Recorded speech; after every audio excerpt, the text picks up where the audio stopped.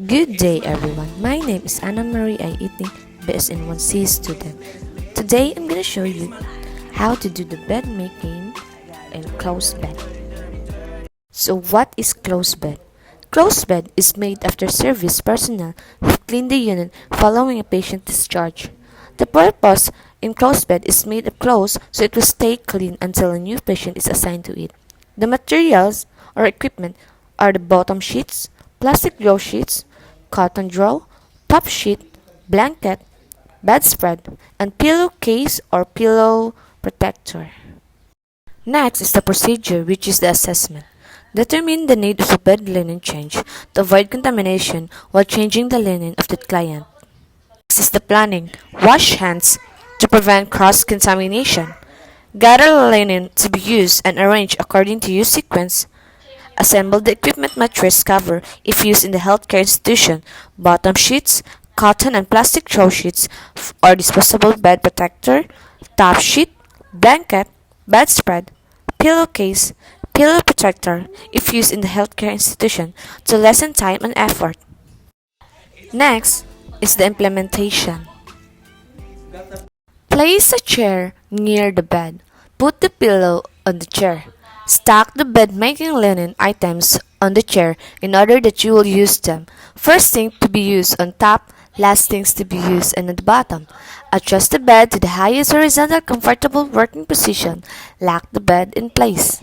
Fold the bottom sheet lengthwise and place it on the bed. Place the center fold of the sheet in the center of the mattress from the head to foot. Place the large hem to the head of the bed. Put the small hem at the foot of the bed, even with the edge of the mattress. Open the sheet. It should now hang evenly the same distance over each side of the bed.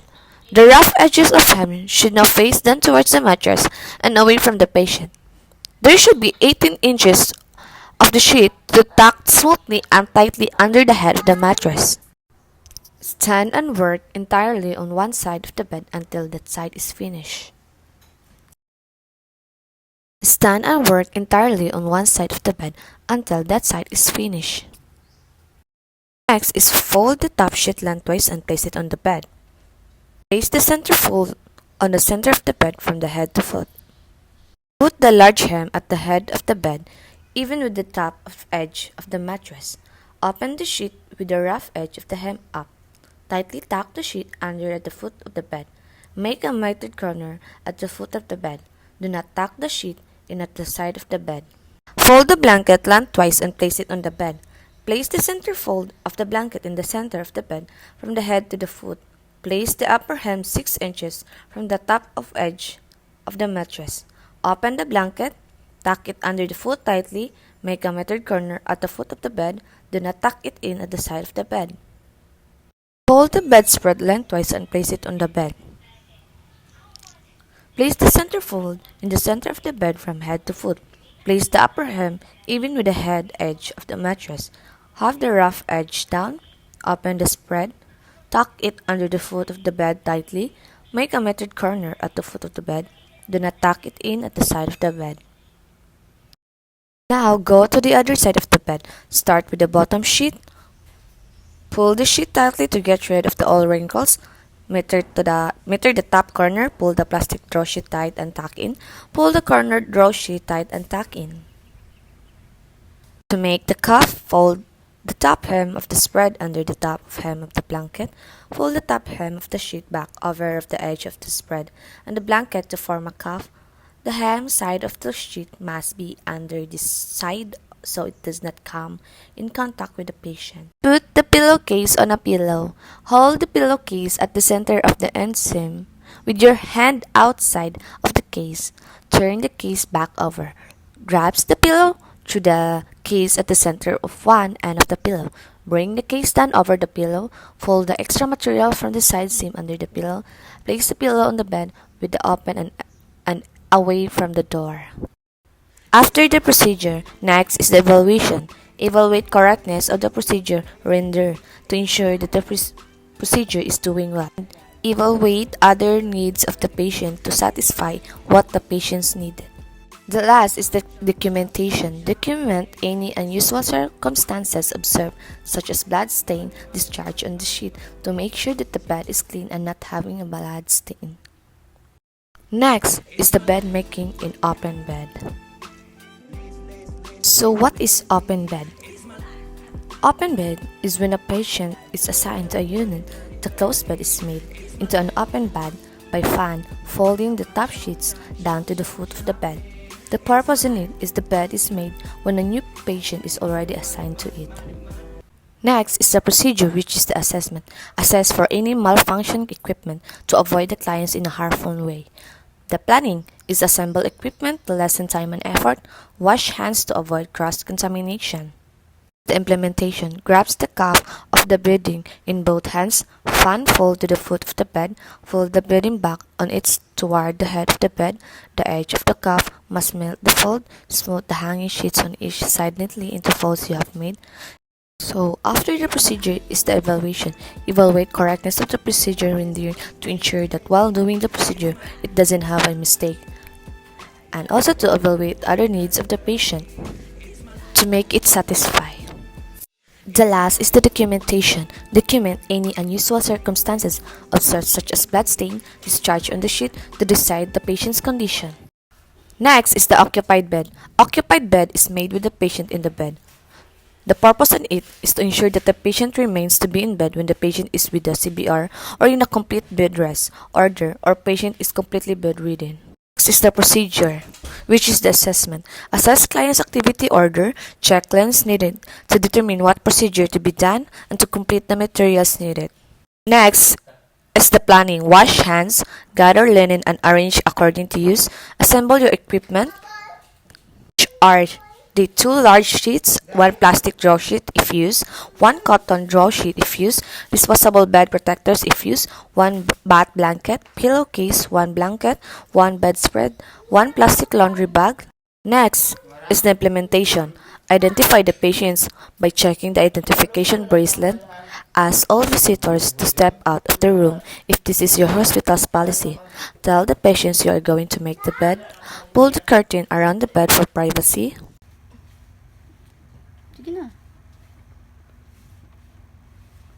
Cover the patient with a bath blanket by placing it over the top sheet.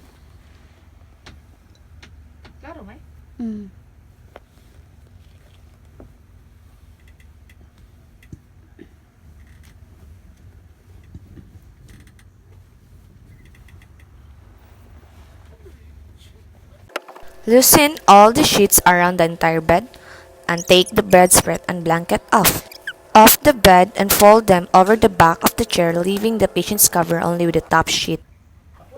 Ask the patient to turn onto his side toward the side rail.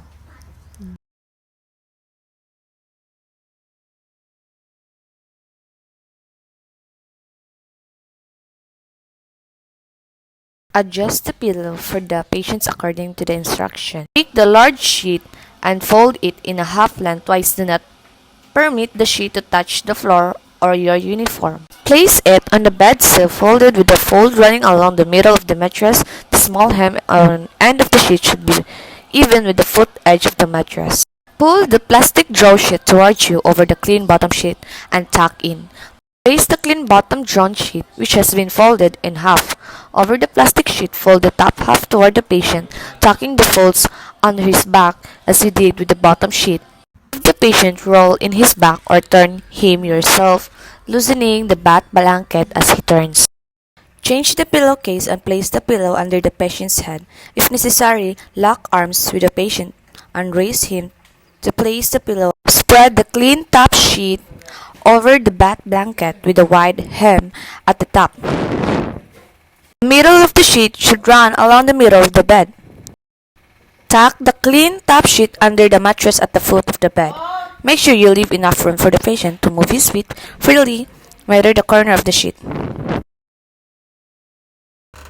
Go to the other side of the bed. Turn the top covers back and measure the top sheet, then measure the blanket, then measure the spread. Be sure the top covers are loose enough for the patient to move his feet.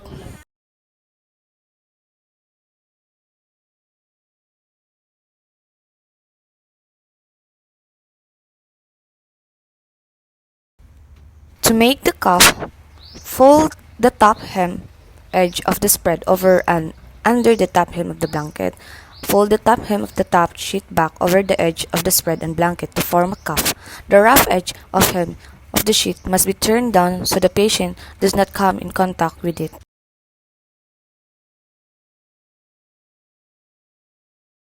So after the procedure, next is raise the backrest to suit the patient if this is allowed. Make the patient comfortable. Lower the bed to a position of safety for the patient. Pull the curtains back to the open position. Raise the side rails where ordered, indicated and appropriate for patient safety. Place the call light within easy reach of the patient. Put used linen in the plastic laundry bag and place in the hamper. And after that is we need to wash our hand. Next is the evaluation. Evaluate the correctness of the procedures done. Evaluate how the patient tolerated the procedure.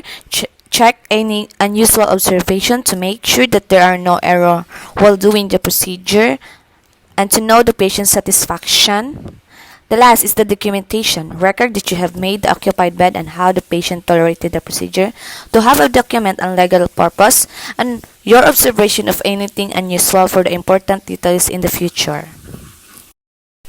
Next is the post-operative bed. So what is post-operative bed? Post-operative bed is also known as operating room bed, anesthetic bed, recovery bed, or stretcher bed. The post-operative bed is made for patients returning from the recovery room. So the purpose is to allow easy transfer of the patient from the stretcher to the bed. With a bath blanket, this bed is made to keep patients warm. The materials or equipment are the mattress cover, if used in your institution, bottom sheet, plastic draw sheet, if used in your facility, cotton draw sheet, if used in your facility, top sheet, blanket, pillowcase, pillow, bedspread, 2 cotton blankets. Follow the policy of your healthcare institution with regard to using bath blankets, plastic laundry bag, and pillow protector, if used in your institution. Next is the procedure, which is the assessment. Assess for what type of procedure the patient underwent, to give the patient what is needed to the procedure, and assess and check for additional linens needed by the patient to lessen the time and to prepare all the linens. Next is the planning. Assemble your equipment on a chair in the first unit. Next is the implementation. Spread one bath blanket across the bed, on top of the draw sheet and bottom sheet. The bottom end of the bath blanket should be even with the foot of the mattress. Tuck the edge under the mattress on your side of the bed. Bath blankets are not used by every healthcare institution. Use only if applicable to your facility. Spread the second bath blanket across the bed. The upper edge should be about 6 inches from the head of the bed. This blanket gives the patient extra warmth. Put the top sheet, the regular blanket, and the spread on the bed.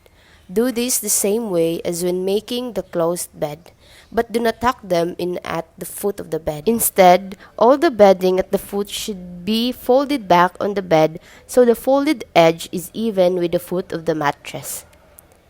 Go to the side of the bed where the stretcher will be in place. Make the cuff at the same as the open bed, except fold the blanket over the cuff.